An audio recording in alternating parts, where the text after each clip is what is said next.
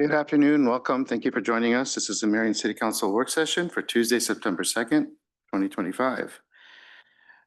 Okay, our first item on the agenda for this work session is a discussion regarding the Aquatic Center project. Good evening, Council, Mayor, Council. Giving you an Aquatic Center update. Following the update, we will be seeking direction in regards to reaffirming the value engineering items, identifying the max principle for the language, and then getting a yes or no on moving the resolution to a referendum. As a quick recap, this all started almost over a decade ago with the Parks and Rec Master Plan in 2016, followed through with various community feedbacks, open houses, surveys, all the way to today where we did the planning for the referendum.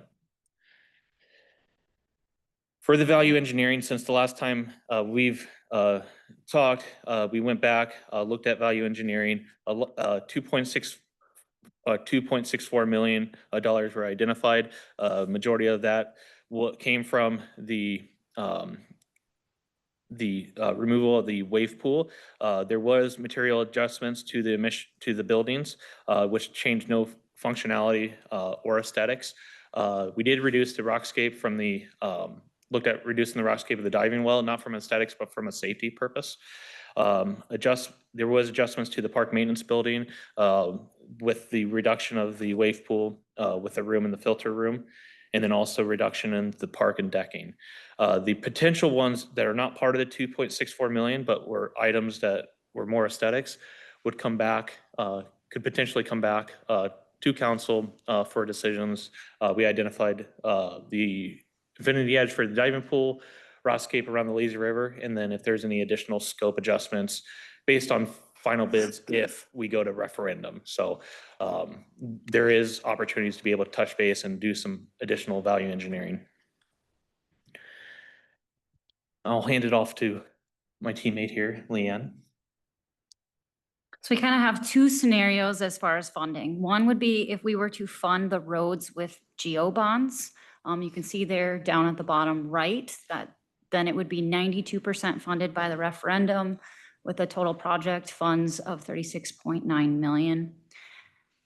To get to the actual referendum amount, we do have to add in the issuance costs, the underwriter's discount, and then we always round to an even number. So that's how you get to the 37.42 million. Here's what that debt service levy projection looks like. I'll just kind of pause there for a second. And then to give you debt capacity projections.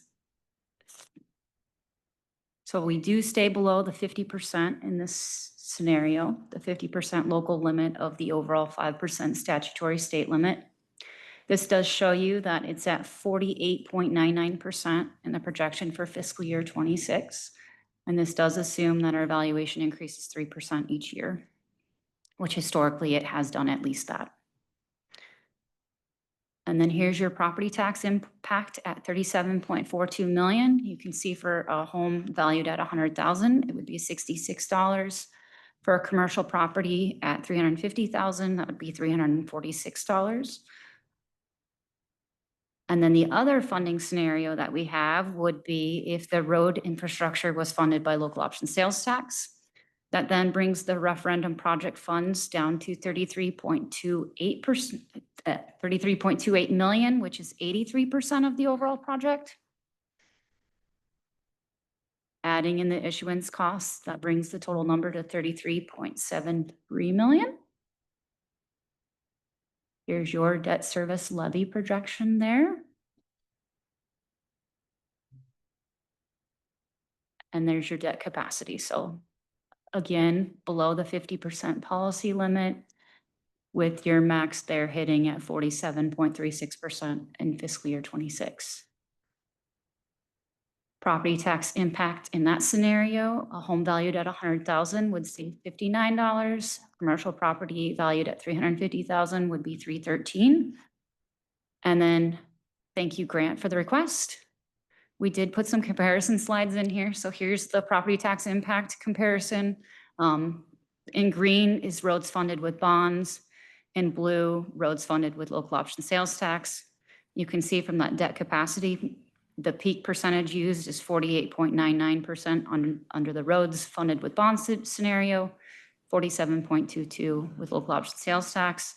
Projected debt service levy impact is $1.38 under the roads funded with bonds, $1.24 funded with local option sales tax.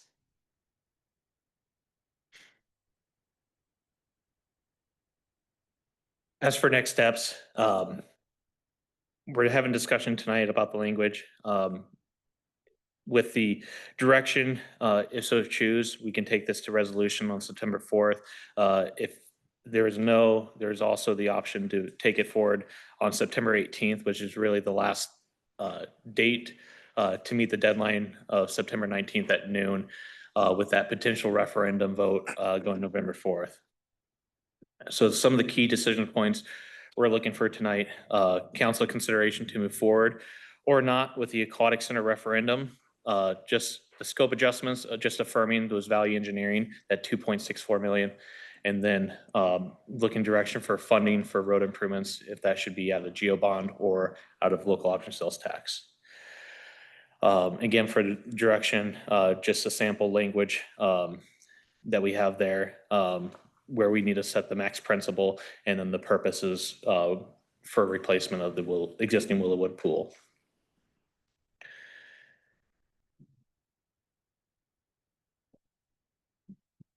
Discussion or questions?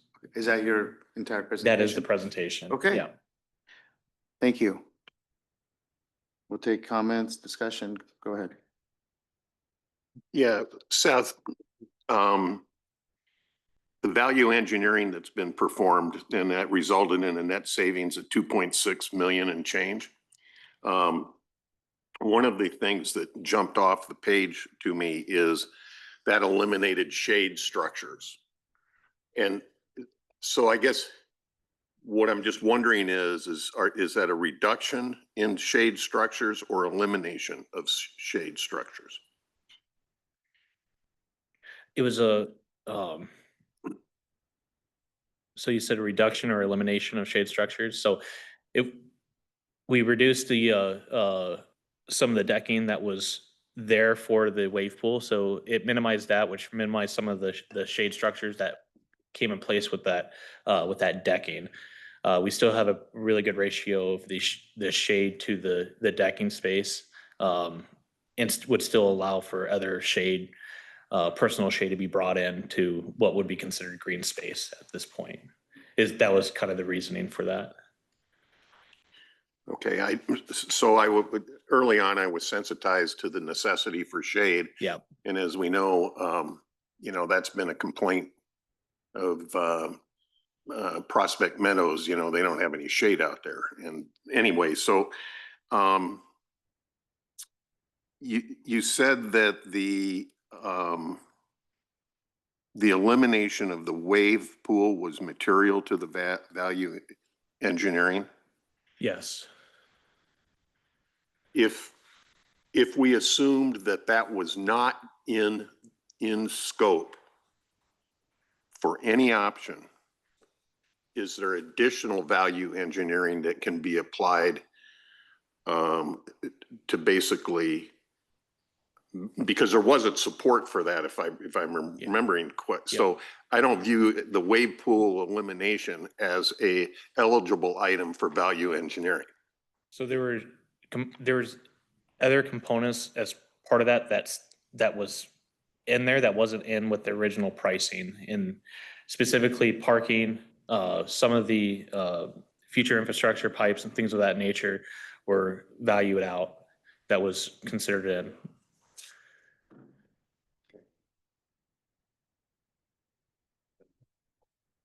Okay, Steve? And we talk about decisions to be made, and obviously there's other things to talk about. I'm just going to throw out one idea because it was brought up 2 weeks ago when we talked about some of the alternatives in this. Mm-hmm. We reviewed the percentages of those.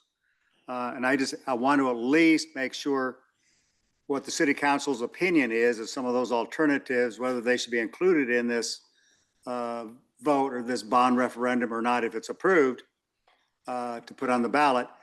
And the two that at least I noted down for my comments is the overall approval of this was 54%. And the pavilion was 52%. The playground was 54%.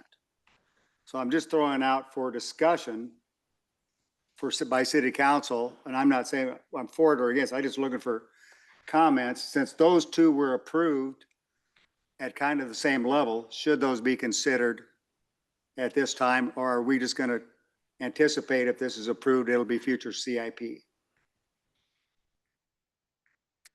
I mean, the thought that crossed my mind is, and I'll maybe give me your comment, if those were there, if the playground was there and the pavilion was there and you had the aquatic center, would those two items bring in more families, more people? If those were there, in other words, some people are going over to the aquatic center and the family can be over at the pavilion having a picnic and some, I'm just looking at, would those be a positive for people going to the aquatic center if those were there? They would be supportive of the aquatic center in that nature, just because those types of features are more geared towards families, groups, kids, which obviously is all things that the aquatic center would need. So, I would say they'll be supportive with the aquatic center. So they definitely work hand in hand. Without looking at other data to know whether or not that would actually bring more people in, I don't know if I could answer that. And if I recall the presentation you gave us last time also, some of the outside groups, Yes. your committee, your steering committee, if I remember the Yes Group, are all both recommending maybe others be in there, but it's certainly these two. And these are the only two I'm throwing out for discussion since they were both at 52 and 54%, which is similar to the approval through the survey. So I'm just looking for other city council members' comments on either one or both of those. Didn't we provide direction earlier though that to just limit it to the water park? Was that a direction from council? Yeah, back in June, there was that general direction just to focus on. In June? This, yeah. Yeah, and then obviously we had the survey later. Right. And then just based on all the feedback from June and then also the other communities or the other groups, we had park board that just wanted to focus on the water park. The Say Yes committee and then also the steering committee had the water park features, but then they also had some of the alternative items. Okay. So. Yeah, I mean, I think in my mind, it would be easier for people to understand what they're voting on if it's limited to the water park, that they're not trying to, you're not adding other components that have to be explained, and it's just easier to understand. This is what you're voting on. It's a aquatic center, but that was just my take on it. Also mine.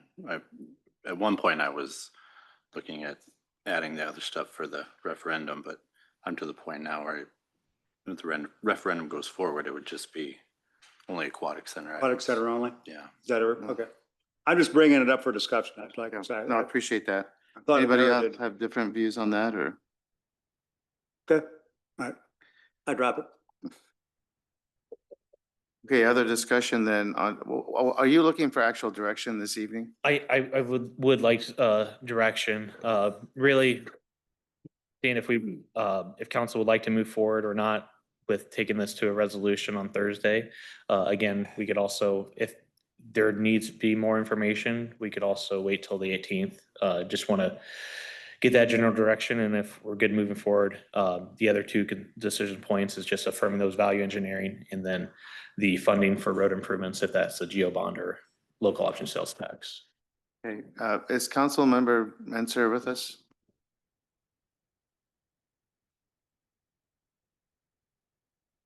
Sarah? No. Yes, I'm just on mute. Oh. Okay, did you have any comments? No, I'm so, I mean, full disclosure, I know that there has just been a ton of work that has gone into this. There have been there's been a lot of community outreach. People understand the one-on-one conversations that have occurred, the studies all around, but I think we asked people to dream big, they dreamt big, we see the costs, and we've heard a lot from the community about it. So I think you've done a great job of explaining it, and I concur. We took the dry part out of this project to just keep it to the aquatic center. And we also took out the redevelopment of Willow Wood when that would have to close to try to keep this to just the aquatic center part of the project. So I think you've followed through on all that. It's just really these conversations, and if think the community has a taste to put on the ballot. So do you have I a know where sense I'm that, at. do you have a sense as to that, as to how, what kind of direction you're? I'm hesitant to put it on the ballot. This round. I just think when we see the cost and to put out what we need to, and concerns from folks, I've heard a lot more concerns than I have people saying we have to move forward. And trying to listen so that people understand we're not tone deaf to the conversations that have occurred. I do think it's a great project for our community. It's needed. It's been requested. We cannot just go fill in Willowwood. I think people need to understand that we are not going to go and fix Willowwood. It can't happen. It's like, pouring money into your car that's dying. At what point do you have to start over? Because we're not being good stewards of taxpayer money by continually trying to keep this pool going when it's costing more than it should. So I would like to do a little more research on, I don't think it should be a completely private company. That's not an aquatic center. When you think about Cedar Falls and Ames and West Des Moines and Clive and Ankeny, they're all community pools, but I just wish there were some other funding mechanisms that we could find to keep it completely off the back of, so that our taxpayers aren't paying the full load. That's where I'm at. That's a long speech, but. No, thank you. Gage. Yeah, mine I guess will probably be a little long too, because had to write mine down a little bit more. But I echo like everything Sarah said. It's consistent with what I said last round of council meetings. My take overall is to still not take this to referendum this fall. I think the planning we've done and everything just still has a little bit of baking to do in the oven. I would want to see a referendum that's quite a bit lower. And like Sarah kind of mentioned, I'd like us to explore options with partnerships, private partnerships that could help diversify that funding and lower the direct impact on taxpayers if we continue to explore this current design. Just in my personal opinion, I feel that bringing this to a vote right now gives us two not so desirable outcomes.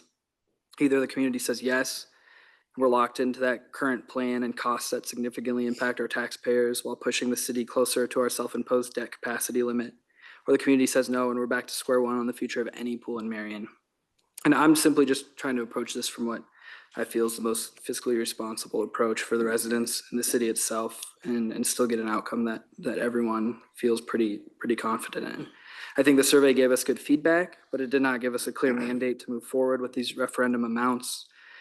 And I don't think it's the best strategy to try to shave down some of these costs in this short amount of time to make something work for this fall. I'd rather take this opportunity to really hear the feedback we've already received, explore more funding options to relieve taxpayers, and work toward a project that is more affordable for all of our residents. Also, like I said at the last meeting, everyone's feeling economic impacts. And I think that makes this an opportunity for us to truly reach higher. We don't have to race against a deadline for this to be on the ballot this year. Like, we're in the driver's seat. We don't need to rush. We have the ability to take a breath and think through this together to find that best outcome. I think the money we've invested and have been planning and design is still relevant as ever if we come back in the next couple of years with a stronger, more balanced proposal. I just think this is about doing the doing the right project at the right time with the right funding mix. And I think that's the kind of approach that builds more trust, earns more support, and sets our community up for more success. So that's kind of where I'm at on it. Okay, thank you. Great. I'm still stuck on some detailed questions. But picking up on a theme, throughout this journey of visioning this project, have we yet seriously evaluated the viability of private partnerships to help drive costs, direct costs out of the project? And I'm asking that because I did a little research, and it seemed to me the thread of advice from other projects that have been done nationally was you're really better off to seek some private participation. I looked at that information again this afternoon, and the reason being that then takes a recreational amenity that is useful for 3 months out of the year, and it makes it a more generalized attraction that's useful for 12 months out of the year. And so it really comes down to an additive set of objectives for a location to make it a recreational mecca. Those are my words, nobody else's. So I think that's one thing. So have we done anything on that, or have we really just been focused on the core scope that we've had?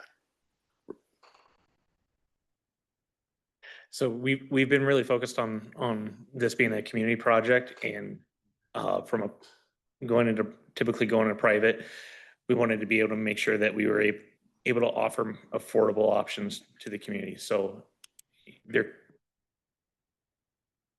that was what we came up with during the feasibility study. So Okay. So another element, detailed element that I certainly feel like I need to scrutinize again, and Steve pointed out to me I missed some paper, and he's paper-based, I'm digital-based, so therefore I would miss it. It's just a methodology difference. True. Is the revenue projections that have been done. I think we really ought to interrogate those and make sure that they feel airtight to us. You know, if I think back 3 years ago about my general public commentary about the ice loop, I was hung up on what's the maintenance cost and what's that, you know, what's the total cost of ownership going to be for us? And I have that same concern with this.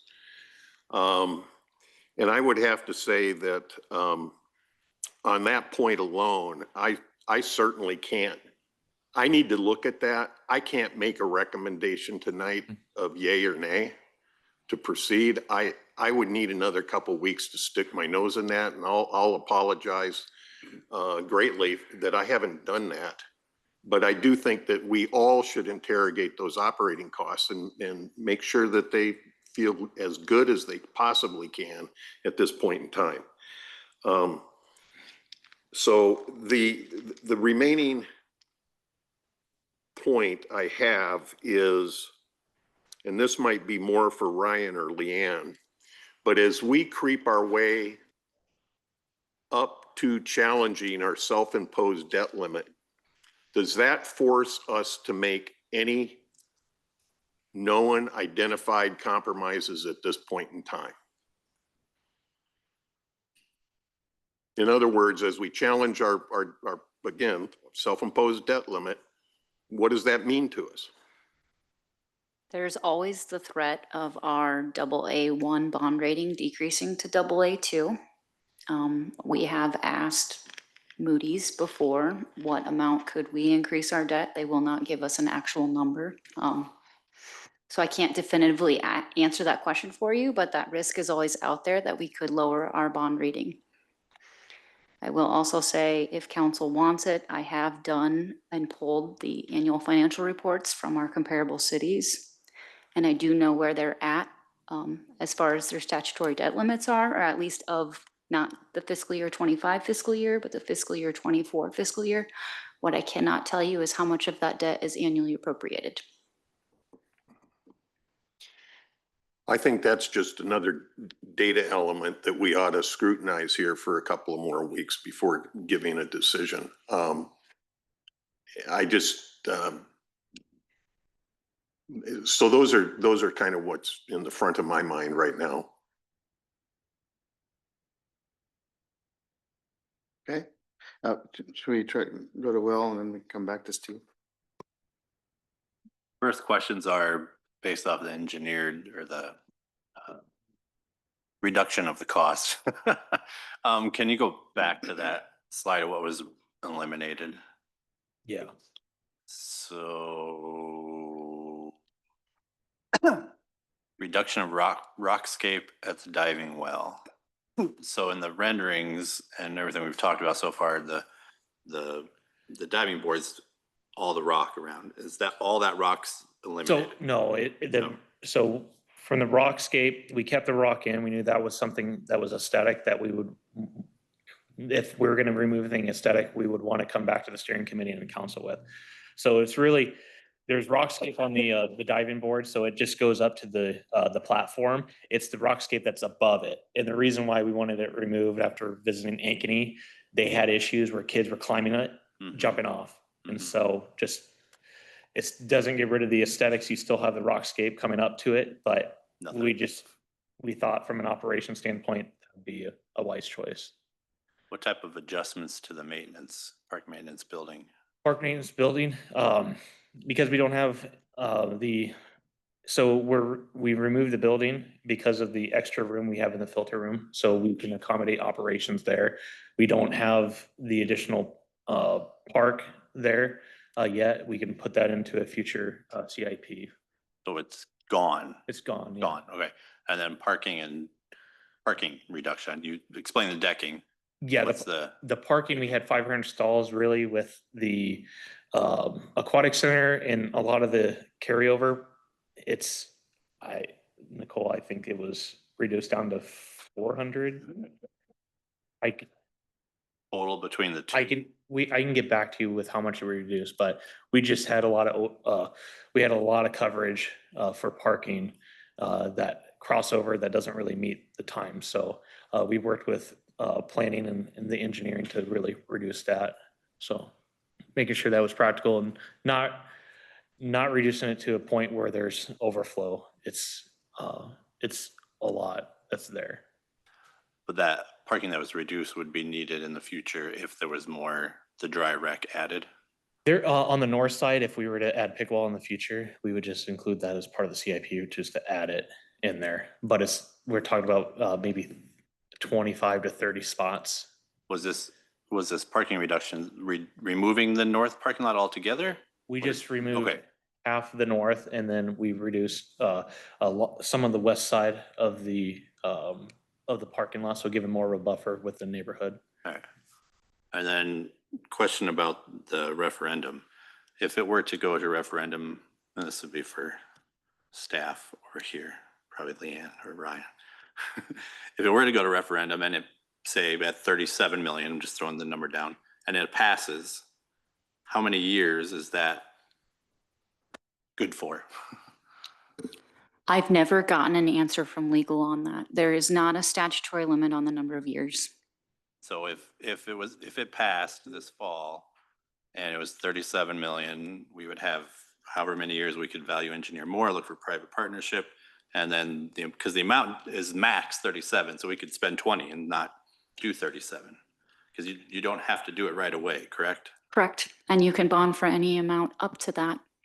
So it can be any lesser amount council would choose. Okay, thank you. Okay, before we go back to Steve, I just have a question to follow up on what the dialogue with Grant and his question.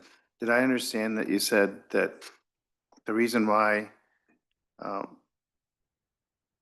we looked at whether, whether the private sector should be involved, and it was decided that because that it should be completely public because it would make it not accessible or as accessible to people. I would need to go back to the notes from the feasibility study. But I know one of the conversations was making sure that we had this being a community-driven project and making sure we were keeping affordable rates, which I'm sure Yeah.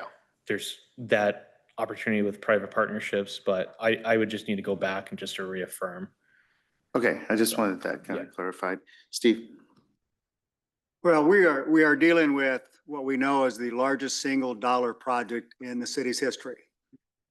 Over the past 4 years, we've also talked about that the city council is not going to make the decision whether to move forward with the project, but this was going to be a bond referendum. So we've been clear from that from the very beginning. 2 weeks ago, we talked about the survey results. Again, the comment I made was if it came back at 45%, we know that would be a no-go. If it came back at 65%, that'd be a go, but it came back at 54%, which kind of puts you in that maybe category. But I've looked all along and felt that I tried to look at from our standpoint and say, what is our responsibility as a city council? And I understand Gage's comments about being fiscally responsible. I have some of the same concerns about the debt percentage limits that we're going to be pushing. That concerns me. We've got the future legislature push still on property taxes that we cannot control. We've got cost increases that could be caused by tariffs. I mean, you could list a handful of different things that are ongoing concerns. But it comes back to me that I look at it as from my seat right here, that it should be the citizens making this decision. The 54%, in my opinion, is close enough that I would put it as a bond referendum. I would only agree to that under two circumstances. One is that I think one of the key responsibilities that we do have going forward is that another information sheet needs to go out to every household. Obviously, the Yes Committee would put out information that would be the impact on the property taxes. Okay, that should be in our sheet as well. We should also be talking about the entrance fees that we know what it is right now. A lot of people have asked about that. That needs to be in there. We need to talk about the potential legislative impact that it goes in the future. We need to talk about the debt, our debt limits going up to 50% and that self-imposed limit. What a higher percentage means potentially means to the city. For example, the bond rating. To me, that needs to be included in there, what the potential impact is on future interest rates if we dropped one level in our rating. So, I think there's a lot of that information sheet to me is an absolute essential piece that has to be committed to go out to every household to make sure they're as informed as they can be to make their decision. This is a gigantic decision for them. It is for the city as well. The other piece that I would not support is using lost money. The $4 million to me is a no-go. I echoed that 2 weeks ago, that if you look at, we're already $5 million below the 54% level that got the approval. We're down to $37 million. So I would not be in favor of using lost money. Even at 42 million, I was not in favor of that. So that's taken away from the future, taken away from other projects that are going to need it, that are not yet well defined. So those are the two caveats I had. So with those two things, if those were included going forward, I would support putting it on as a bond referendum. Okay. Oh, you have something else to add? Yeah, just a few more thoughts. I think people are asking great questions. I think, it's still just a lot to ask in a laundry list of to-dos and caveats to do in that short amount of time for staff and for the residents to digest, especially for a project of this size. Like we said, this is the most expensive project in city history that I know of. and when it comes to, we're talking accessibility, I think the most accessible thing we can do is put a pause on this project and revisit it and figure out how we can best save for all of our residents. I think more people, when we talk about potential private partnerships on this, you know, that potentially raising a cost for admission or a pass, like we'd have to explore that. But I think some folks would be more willing to pay more for an admission if they weren't paying 1,000 to 2,000 to more on property taxes over the next 20 years. And that's a long time, and things we got to think about, you know, does that facility last 20 years? What does the maintenance look like on that? What does repair look like if a slide needs it and we got to replace that? There are other costs that are going to filter in to folks that we're all going to pay for in this community at the end of the day. And so I think a pause is the most accessible thing we could do for everybody and give them some breathing room. And we have the ability to take that breathing room. Like I said, I think, you know, we're asking a lot of questions and we're putting a lot of to-do lists on a laundry list for staff to answer or to include in the messenger. But at the same time, it's a really tight timeline. And I think it's kind of unfair to ask that of the staff and everybody. It's like, these are questions like we should have asked months ago. This communications we should have had months ago starting in this process. So again, I've said it enough, but yeah, I think the pause is the best route to take right now. I think it doesn't hurt us to do that. So has everyone had a chance? Can we confirm, is Councilmember Sternad not in the meeting? Correct, he's not with us. Okay, I want to make sure we don't skip him if he was here. Okay, and Sarah, did you have anything else to add? No, I think it's been echoed, but I just want to reiterate, like from my perspective, I do not believe this should be a private aquatic center. I do believe it should be a city, but I just can't believe there aren't some grants or some opportunities that could alleviate some of this, or planning how we could plan ahead so that we don't have to take other projects out in order to get the roads in, or maybe the dry part becomes part of it because we have groups that can be involved in grants that make that side of it happen. I worry for those that have been working on the vote yes side of this, that they haven't had a chance to, because we have not made a decision and this is 2 months away. And that could put the ability to outreach to our residents, the details of this project and the impact for both sides, to have a legitimate amount of time to have a conversation. I've been concerned about the length of time this has taken with the survey, getting the survey out, and how this should just continue, that we're pushing way up against a deadline, even though this project has been talked about for a long time. I was involved on the committee that's been involved in it. The volunteers and those that are involved in this and the staff have done extraordinary work in fleshing out a lot of scenarios. But it concerns me how fast this is coming and the very vocal opposition we have heard to date for it outside of the survey. So thank you for the second round there. Yeah, no problem. So I too, think that it'd be prudent to take more time. This is a complex project, and I know we've spent a lot of time on it, and a lot of work has gone into it. It's all been great work. It's all been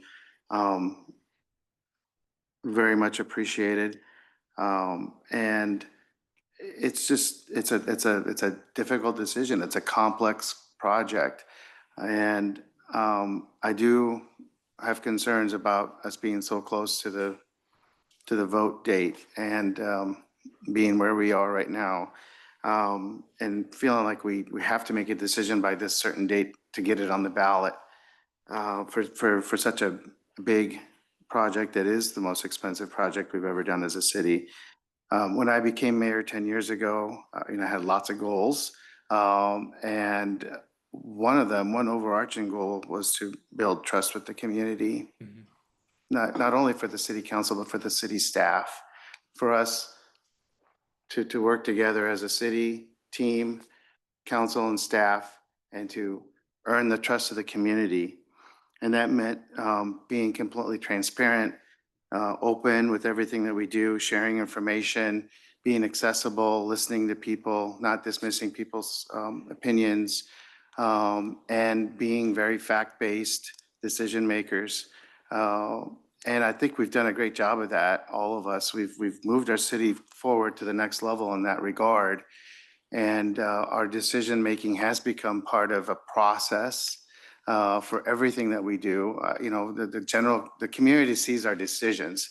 They don't see the process that is behind everything that we do. Every little decision has a process that we go through. It doesn't just come out of thin air, and it's not because somebody thought it was a good idea.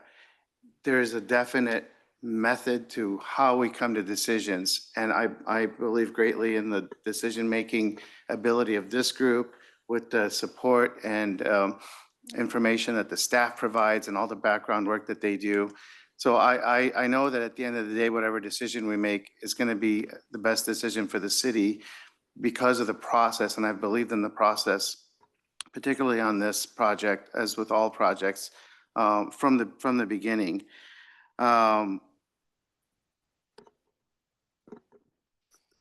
And consequently, because of this, because our decisions become explainable, because of the process, because of our database decision-making, you know, we've earned the trust of the community. And I think in the last community survey, it was 71%. That's remarkable. And that's something we should all be proud of. But it also comes with a heavy responsibility. And I know that none of us take it lightly. None of the staff take it lightly. We all understand the serious responsibility that that comes with.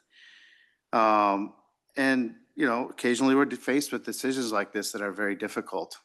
And I think, you know, in that moment, I think we need to make sure we have the time to make the right decision. We all want the best for our community. I have no doubt, you know, and this came out of a need to provide the community with something awesome. And all along, this has been driven by the community, from the idea to the imagination stage and coming up with all the various components and what it would look like till today. It's all been driven by the community, and if it gets put on the ballot, the decision will be made by the community. All of us are taxpayers. We're taxpayers also. And some of us may not have never even used the facility. I don't know. Some of us may not ever set foot into the facility. It is with very good intentions what we're doing here to truly give the community greater opportunities and give them what they've asked for. But at the beginning of this, you know, earlier, you know, a couple of years ago, you know, it started as somewhere around a $26 million project. We know that the costs have been driven up, but things that aren't in our control. And also, you know, actually doing the detailed work that we needed to do to get more definite costs, you know, it jumped up quite a bit. And that sort of forces the thinking of, you know, well, at what point is there a role for the private sector? Is this type of a facility? I know other communities have done it, probably when it was much less expensive. But, you know, is this even feasible or something that should be a public facility? Should there, you know, at what point does the private sector step in and offer these types of opportunities? I'm not at all influenced by the regional draw argument. It doesn't really do much for me personally, that it would be a regional draw, not when it's being paid for by our taxpayers. And, you know, and I'm not saying I'm not for it. I just think now that we asked the community to dream, to tell us what they wanted, they did that. And now we've gone back to them and said, here's the cost. Unfortunately, as Steve said, the survey didn't give us a definite direction of whether it's favorable or not. It's sort of in a gray area.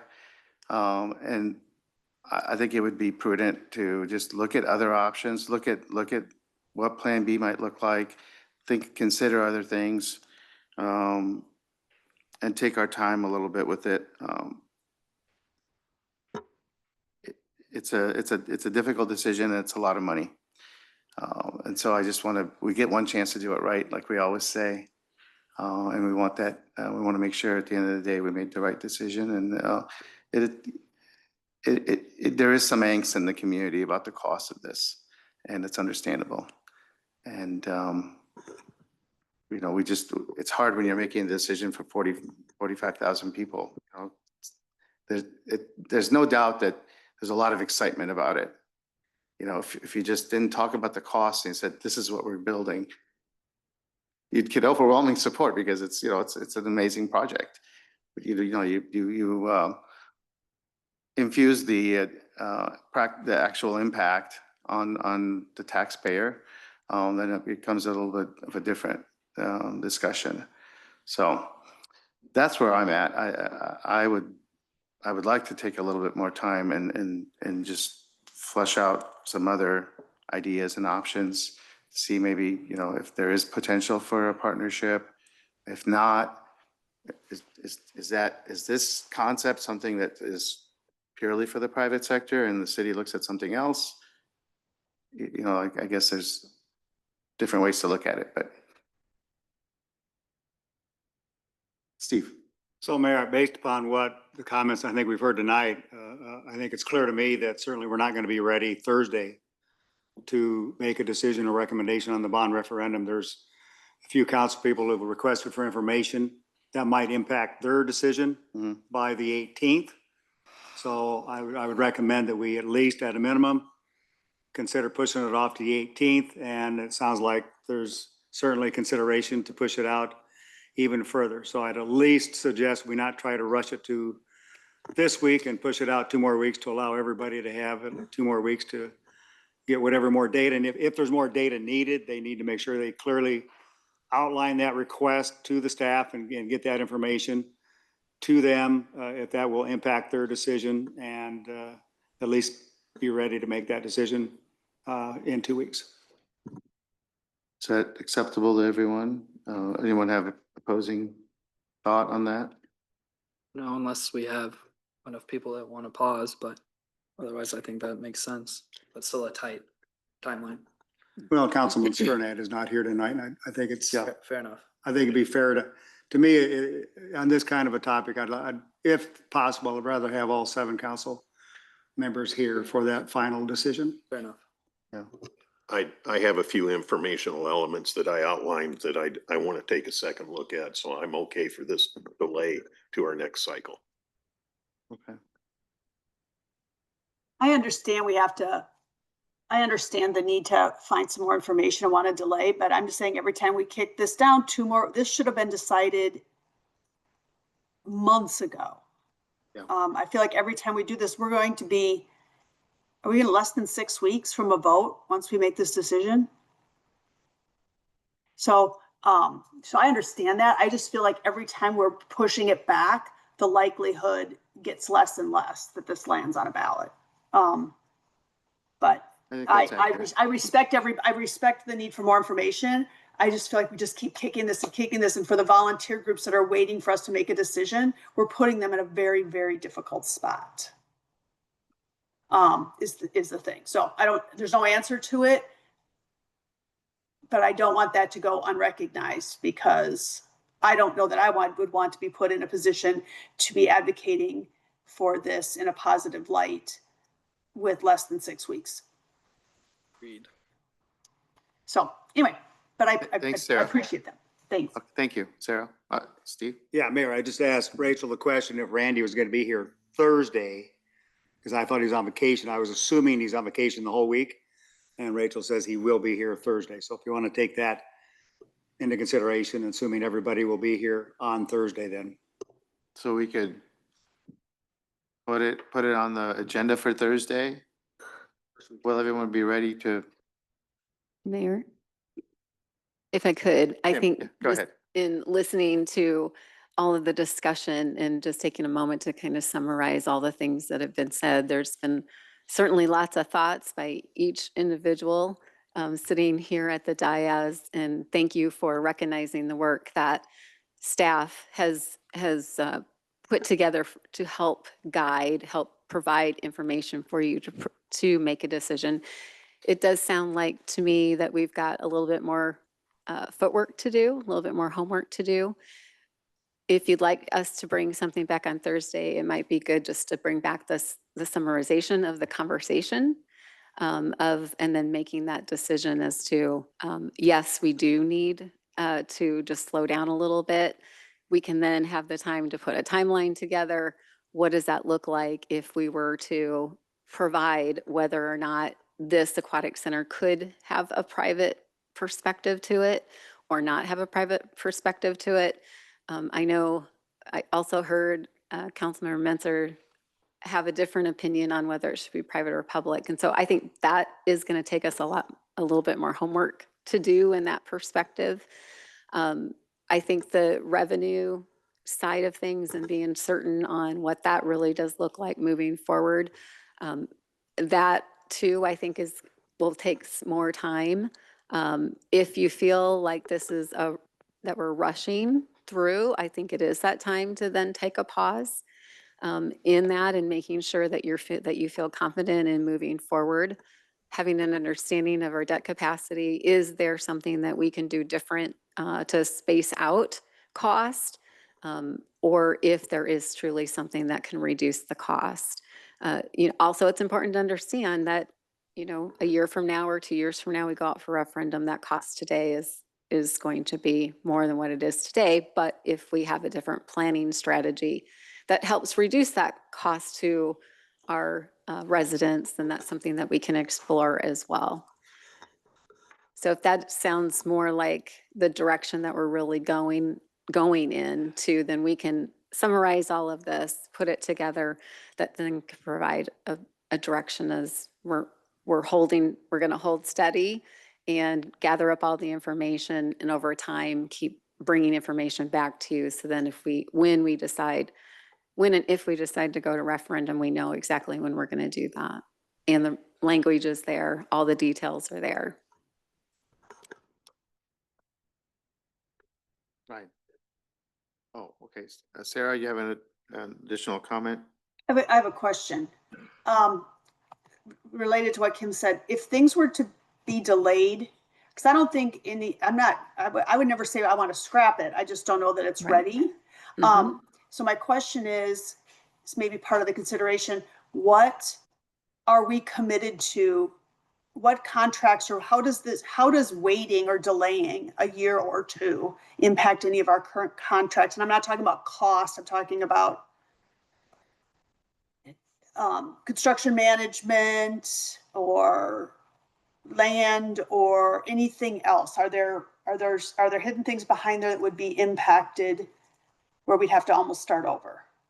Or financially, are we committed already to some expenses this year, whether we go forward or not? Well, the architect fees are committed. But I mean, we would probably use that even if we took this, because it's, to referendum unless it have to be updated. Right. If you're asking, are the dollars that we've spent thus far, if they're throwaway costs, that is not the case. The plans that we have, keep in mind, are 60% at this point. They're continuing to work on getting closer to that. We can take the information that we have today based on the plan set that we have. As far as land, that would just be a conversation that we would need to have with the landholder so that we keep them on the same page. That is also very important to us as well. So we would want to have that conversation with the landholder at the moment, just to have an understanding that this, like you said, Sarah, this isn't we're not just throwing the project away. It means that we're going back and looking at it. Doesn't mean we're going back to the drawing board per se. It's just we're taking a look at how do we financially offset or have a strategy that is palatable to you as council members and our residents. And our contractor for the project would stay. Yeah, they fully understood when we put that contract together, that this is subject to referendum. Okay, thank you. You're welcome. Okay, Grant has an. Yeah, two footnotes that I have, I promise. Number one, I want to clarify at least my comment about a public-private enterprise or undertaking. You know, those can be fashioned in a wide spectrum of kind of arrangements and participation. So I'm not suggesting that this all of a sudden, you know, changes into a wholly private undertaking. Mm-hmm. I think there's variations of the themes. That's probably at one end of a spectrum. But I think there is some middle ground that can be defined where you have municipal control for the environment, but there is private participation to drive discrete commercial activities within that environment. So but that is the complexity that has to be sorted out in these things. The other thing is, and I've just, you know, as over the last couple of weeks, have heard, well, if it doesn't go to referendum this fall, then we're going to wait 2 years. Well, I don't know that that's necessarily true. We can call for a special election on it, and it might cost us some money, but at such point we feel we're ready. That way we don't lose momentum for the total effort. So anyway, that's all I had, Your Honor. Anyone else? Mayor, we can include this as an action item on the Thursday agenda for council to vote on. If that's the direction. That would then allow for Councilman Sternad to be part of the discussions. Most of the follow-up items we have either answered here, which we can certainly summarize and make sure we get to council ahead of time. I believe Councilman Harper, correct me if I'm wrong, but with the operating expenses, you had indicated you were going to take a look at that. We're happy to meet and walk through those assumptions with you. But as far as any sort of follow-up additional, the major one would be investigating possible private sector involvement. That would take quite a bit of time, which we would not have to meet that September 19th deadline. So, I mean, with the land, the contracts, operating expenses, really that possible private sector involvement is the longest, the task that would require the most time. So we could put this on the agenda for Thursday, and council would just vote as you normally would on any other action item. Or it could be tabled too. I'm sorry? Or it could be tabled too until the next. Absolutely. If the Correct. decision is not to be made Correct. Thursday. I mean, I do agree with what Councilmember Menser said, that at some point we need to let people know if this is going to be on the agenda, on the ballot or not, especially people who are planning to work on educating the public about it, to make sure that they have all the information to vote, whether it's city people providing information or whether it's the Vote Yes committee. I just feel like, we do need to make a decision on whether or not, that doesn't mean that we're terminating the project. It's just a decision of whether or not to put it on the ballot this fall. So the fallback to that, Mayor, is we could then, through a series of discussions, elect to select an alternate date to have standalone referendum. Yeah, but I don't know if that has to be done. No, Oh, that could be we done have at a- some we have future a- date. We've got, With those last two laws that were passed, House File 17 and Senate File 2442, it has to be held in a November election. So you could do it on a non-city election. Okay. There would be a cost associated with that, but you cannot choose an election outside of the November. Okay, so it would have to be next November if it's not this November or another November of another year. Okay. All right. Steve? One more comment to make sure as we go forward, though, let's assume we go forward with the bond referendum and it's approved. We still are not committed to any timeline on when we do final design, when we break ground. We can still put together our own timeline if we wanted to investigate private funding. If that's an aspect we wanted to investigate, we can make that part of the timeline. It may mean that the facility would not get done in the original timeline, but maybe 2 years out instead of 1 year out. Is that pretty accurate? That much is accurate. That is something I would want to run through our bond attorney. And I say that because when you start doing private transactions, depending on how that private public is set up, it could become a taxable issuance rather than a tax exempt issuance. And I don't know without consulting with Dorsey and Whitney how that might change the language that is part of the resolution. The authorizing resolution. I understand. Yep. All right, very good. Thank you.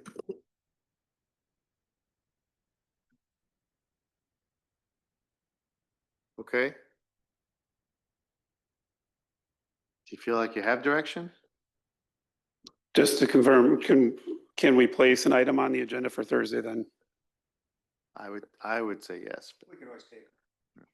Okay, Sarah, do you agree? she's nodding her head, yes. Okay. Thank you. Thank you. Thank you, Seth.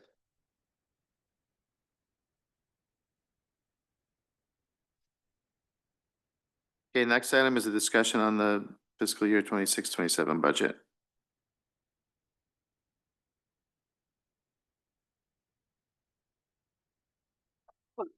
Tonight, we continue our series of budget discussions for fiscal year 26-27. At the last meeting, we covered the preliminary 25-26 report, and tonight we're going to cover the environmental scan. So an environmental scan is similar to private sector SWOT analysis, where we look at our strengths, areas for improvement, opportunities, and challenges. This list is very much mostly unchanged from the prior year. We have not completed a new community survey that will happen later this fall.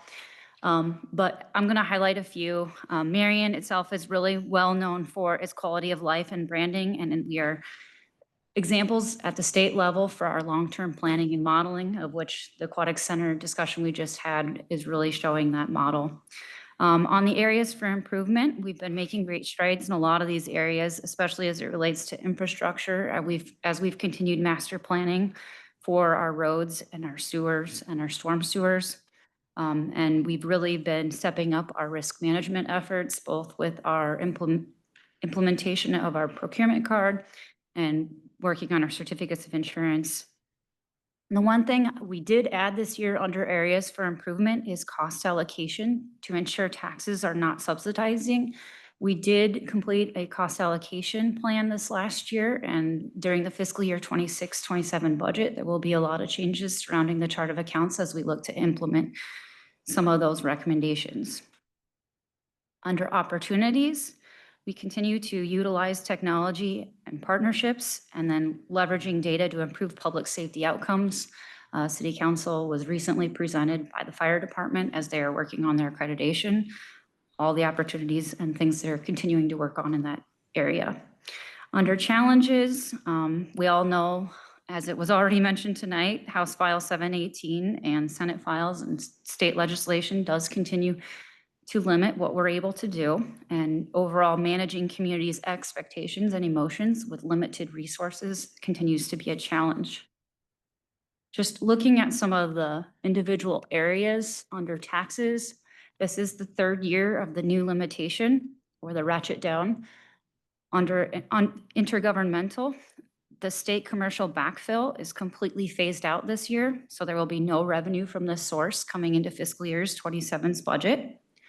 Under use of money and property, I think this is the third year in a row that we are being told that interest rates will come down.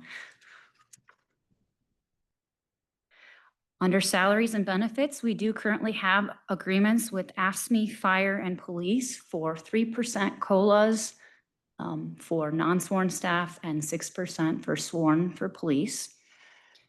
Retirements and payouts, 14% of our employees are aged 55 plus. And then, of course, health insurance, workers' compensation, and police and fire disability continue to be one of those things we're trying to watch trends on as we changed our strategy on that recently. We are still starting to realize what the operational costs are and see those for the Public Works facility, the Central Plaza, and the mobile library, as this will be our first full fiscal year of those items. General insurance, actually, we are hearing on the general insurance side that property has kind of stabilized, liability has stabilized. Where they're seeing increases now are on umbrella or blanket coverages. So we will see increases on that side this year. And then we're again continuing to look at that landfill tonnage with the rollout of the automated collections last year. And interest rates trending down is actually a positive thing on the debt service side. Any questions or comments? Questions? Gage? Can we go back to the SWOT analysis? Thanks. I guess from staff perspective, the challenges are pretty diverse, but I was kind of wondering, what do you, from a staff perspective, see as kind of the most, I don't know what I'm looking for, most impactful challenge, or the challenge you're most concerned with? Is it the House file and Senate file, or is it something else? I mean, natural disasters are always probably the worst one, but that's less predictable than some of the others could be. Do you want to answer that, or do you want me to?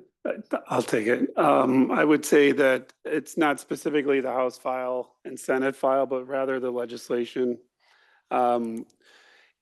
We've been, the state legislature has been talking about legislative changes to the property tax formula for the last 3 years, at least.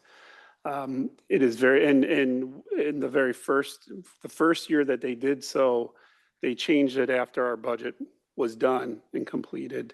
And then what that did was it wiped out about $400,000 of revenue that was coming into the community based on, I think it was a rollback calculation. So really the unknown that comes with the legislative process at the Capitol as it relates to property taxes is probably the biggest challenge. We, council's very well aware of our budgeting process. We're here doing it right now.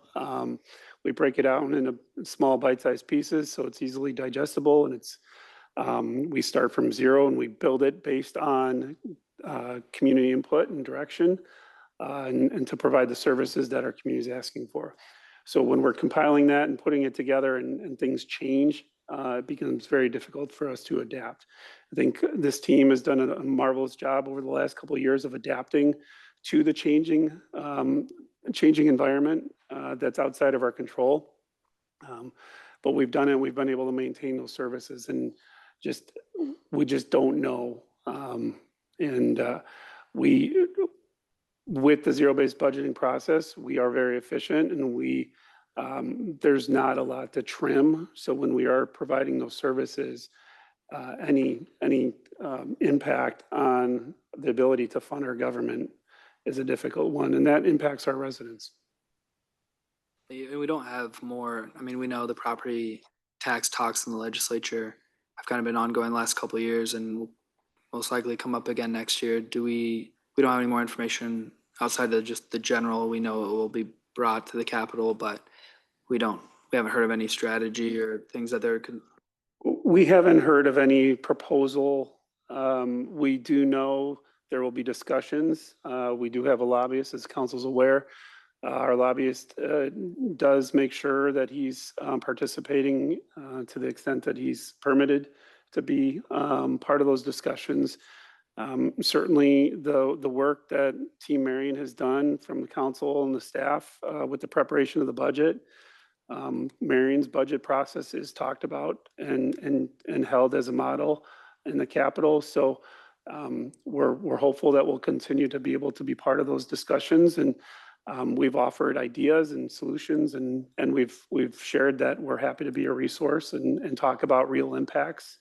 And we are thankful to the legislature for last year's process. We did get advanced copies of any proposals that allowed us to walk through and kind of try to understand the impact or some of the problem areas of those, so we could have that dialogue. So much like with you all, we'll try to make sure that we're providing as much information for the legislature to make those informed decisions. And if we can share those impacts, hopefully that results in better legislation. But we don't have any sense of what proposals are coming, but we do know that there's going to be a concerted effort to really bring people together and continue those discussions. Okay, thank you.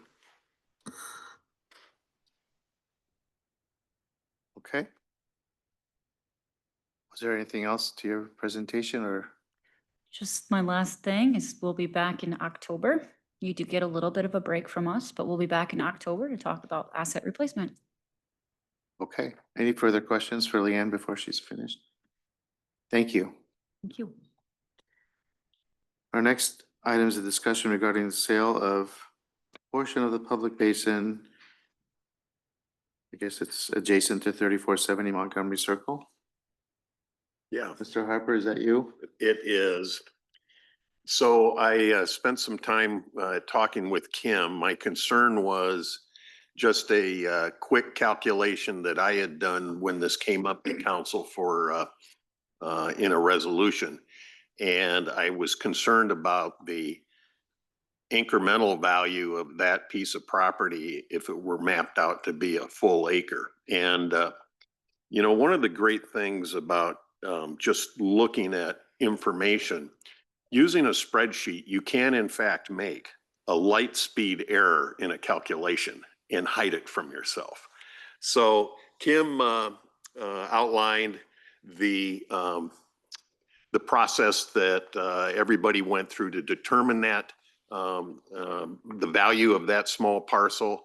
And I am at this point, I stand corrected and I fully support that costing. So that's the end of that item. I guess that doesn't need any discussion. Thank you.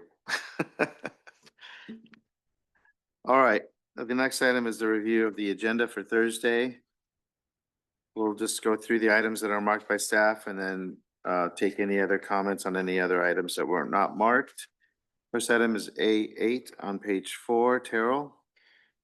Yes, Your Honor. This is a request for consulting services to produce a 5-year strategic technology plan. This came about from discussions between IT and the city manager regarding how we're going to create a plan to address the amount of new projects as well as addressing our existing systems in their future.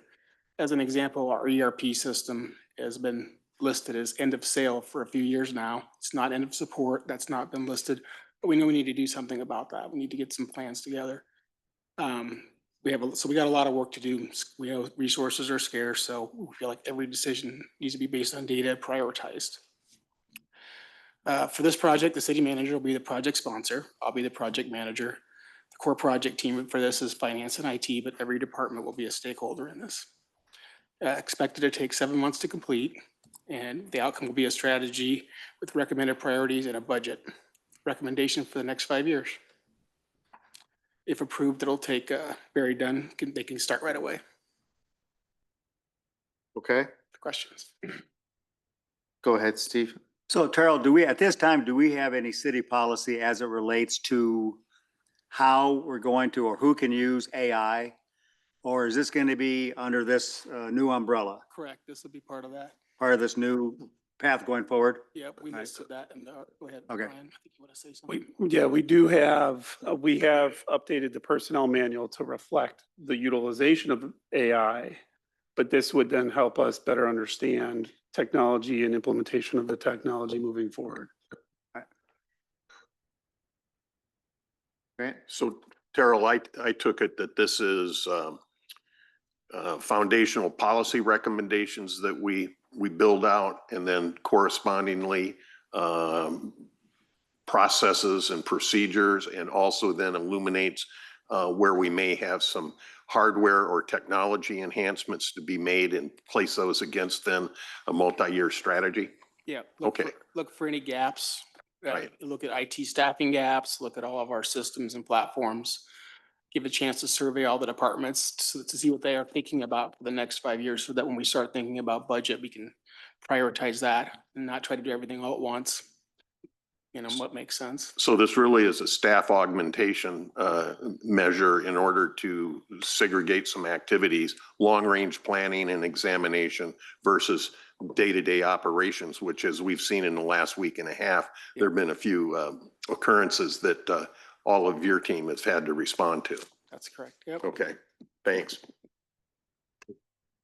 Any other questions for Terrell? Okay, thank you. Yep. Next item is on page 5, top of the page. Jason?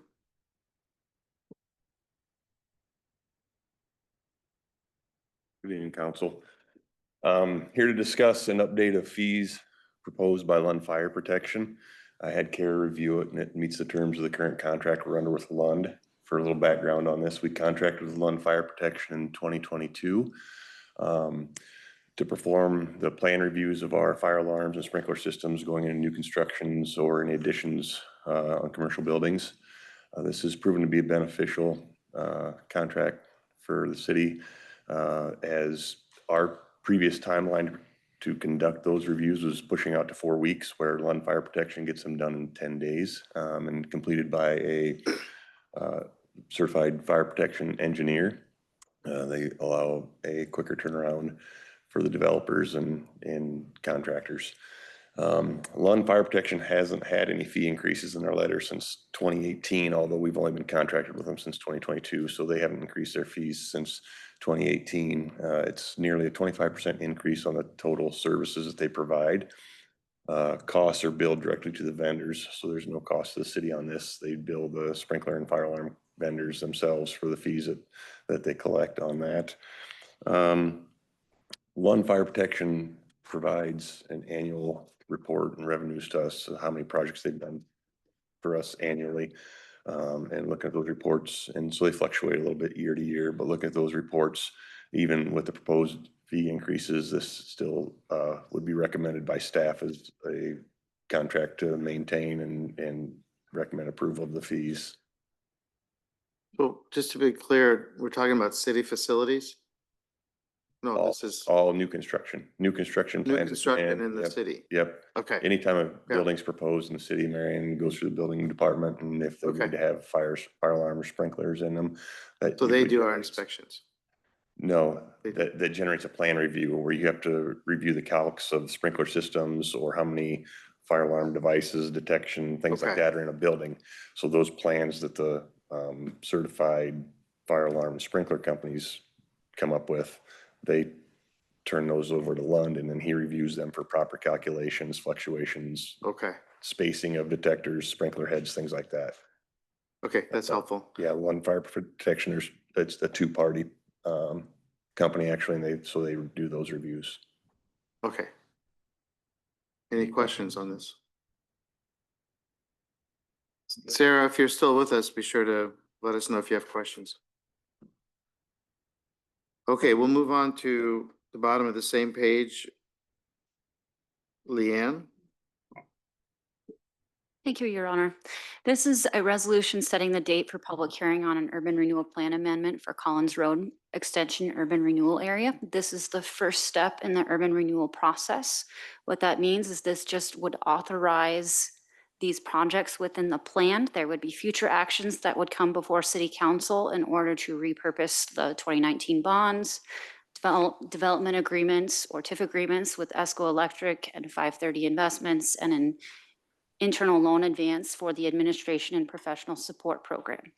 I also just wanted to share, as it relates to the aquatic center planning, this is only for planning that has already occurred, meaning the 60% plans.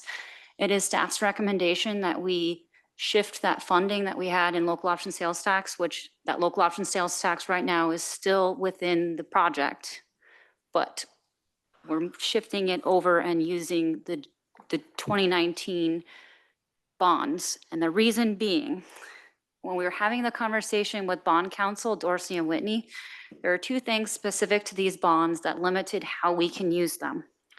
One is that the state of Iowa provides an exemption specifically for urban renewal projects. It is a state tax exemption that we risk losing, our bondholders risk losing if we don't do an urban renewal project or don't use the funds for an urban renewal project.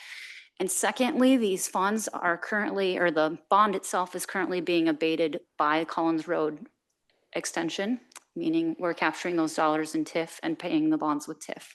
So if we don't use it for an urban renewal project, then we would have to put it on the debt service levy, which would increase the levy. So we were trying to accomplish both of those. And then the third thing was it needs to have an easy tie to economic development, in which case an aquatic center would drive traffic in that area. So in the conversations with bond counsel, they felt that project specifically with the projects that we have in our CIP. And again, this is the 60% plans that council has already authorized. It's nothing additional. Any questions? Questions for Leanne?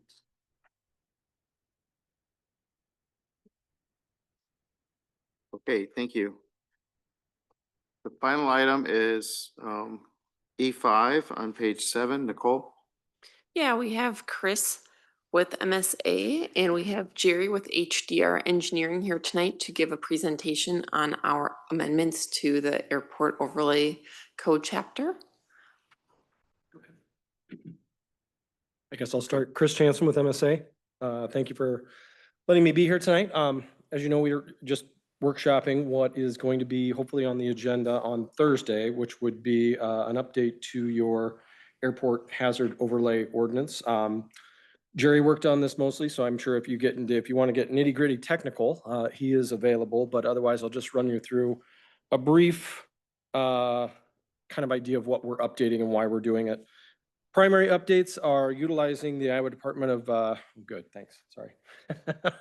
Sorry, I'll just say next slide when I get to it, but utilizing the Iowa Department of Transportation and Federal Aviation Administration regulations, which includes basically clarifying the utilization of FAA Form 7460-1, which is a form that basically if you're gonna have an intrusion into these imaginary surfaces that exist around the airport to protect both users and the surrounding area, the FAA has a determination on that. So in this case, if somebody were to propose something that might be an intrusion, they would have to fill out this form to the FAA, and then the FAA would make the determination on whether it needs to be, whether it's okay, whether it needs to be mitigated, or those types of things. Remove additional regulations pertaining to allowable uses.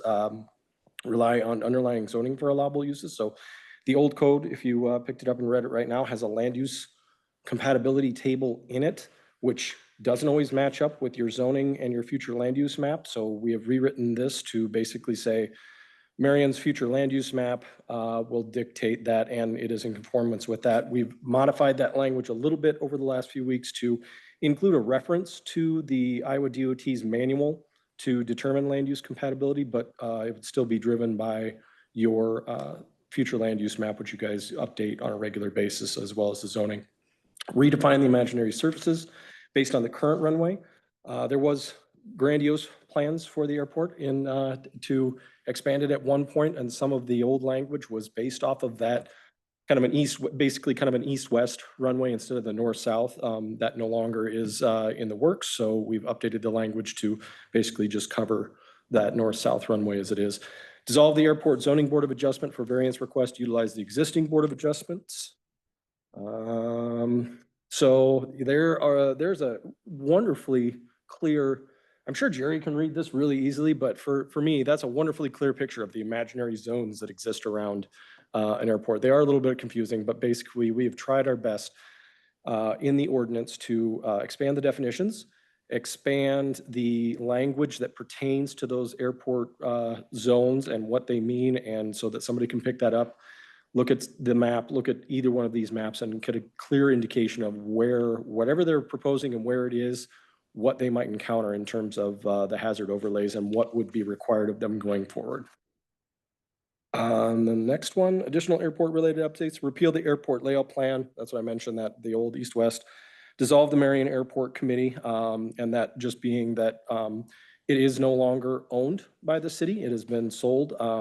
It is still a public airport. It's still licensed to receive planes from the general public. It is not, it is privately owned, but it's open to the public. So it still has FAA designation and is ruled by that. We still have to have an ordinance that protects the airspace and those types of things. We just don't need that committee necessarily to provide the running and the management of the airport. Amend the future land use map designation for the runway property. And I think it was, what was it? It was a future land use was PUD or something. So on Thursday's meeting, we will have a public hearing for that future land use map amendment along with the rezoning request. Yeah. Okay. And then a rezoning as well. Again, it was public ground that, owned by the public. It was civic use, and it is now going to be turned over as part of a planned unit development, a proposed planned unit development by the airport owner of the airport property and the surrounding property. So I believe that's all I have, unless you got another slide. Excellent. So again, Jerry and I are happy to answer any questions you might have about the specifics of it, but we look forward to finishing this up and getting you guys a new ordinance that isn't as quite as contradictory and matches the current kind of layout for the airport and uses. Appreciate that. Go ahead, Greg. So what is the process by which a developer will have their construction reviewed for compliance against this update? How does that all work? I'll take that. So when we have projects come in, staff reviews them. We look at the finished floor area. We look at the contours on our mapping system. We also look at the proposed building height. Based off of those calculations, we also look at the set elevation level of that runway. We do our math and we triple, quadruple check it. Sometimes, like you said before, Grant, there are math errors, so we like to verify and re-verify those. But once we determine if that will penetrate one of those imaginary surfaces, it would either be, hey, you've got to fill out that FAA form. Otherwise, nope, you are good to go as long as you're meeting those height requirements within the zoning district. And so that decisioning and authorization resides with the city? There's no other entity that has to approve that? Only if they need to fill out that FAA form. For a penetration into an Correct. imaginary surface? Correct. Okay. Then the only other question I have is, from what was previously published, hasn't this made the imaginary surfaces basically equivalent to the west of runway center line as well as east? Wasn't there some differentials Yes. that were problematic? Correct. Okay, so from runway center line, 360 degrees around, everything is uniform. Correct. Okay, great, thanks. Anyone else? Okay, thank you. Thank you. Now, before we conclude the meeting, we'll go back and see if anyone has questions on any item that wasn't marked by staff. Go ahead. I would just like to make, relative to the last item, I would just like to extend, I think, all of council's appreciation, Jerry, for the work that you have provided over the last several years as we have examined our considerations on airport. we really have valued that input. It's been meaningful for us and it's informed our decision-making. So thank you. Okay, anyone else with any questions on any item that wasn't marked by staff? Okay. That brings us to the conclusion of the work session. Thank you all for joining us. We'll see you on Thursday.